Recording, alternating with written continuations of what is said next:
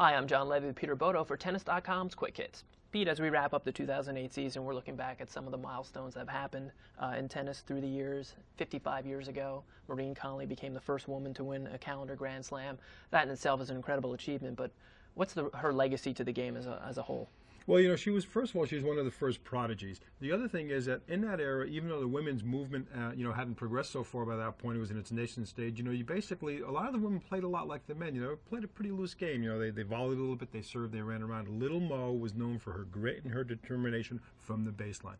She's the grandmother of the Chris Everetts and the Tracy Austins and every other girl who planted herself at the baseline, played with steely determination and with impeccable ground strokes. There's a reason why she was called Little Mo. She was named after the battleship Missouri, even though she herself was small, only 5'4" tall. In a very short period of time, she did rack up a remarkable record. Unfortunately, at just the age of 19, she got into a horrible horse riding accident, which cut her career totally short.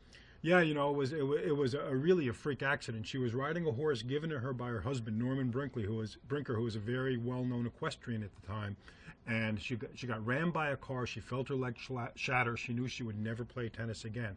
But in that short span that she had for a career, up to the age of 19, she won 9 slams. She won 50 matches in a row in Grand Slam competition at one point. She absolutely, utterly dominated the landscape.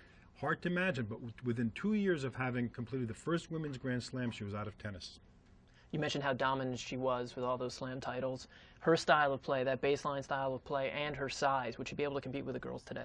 Well, that's a very, very big question. You're really talking about a whole class of player who may not be able to cut the mustard anymore in today's game. Of course, you learn in tennis, never say never. People always say, this game is dead, the serving volley game is dead, the baseline is dead. And you'd be surprised. Individual talents can really come up and reshape the game. But, it would be very hard for a woman who's playing just from the baseline, banging balls, ground strokes left and right, to survive. The women are bigger, they're stronger, they have more variety in their games. Steffi Graf was the one who changed that paradigm, who started to shove all those baseliners out of the way, and that really hasn't changed yet.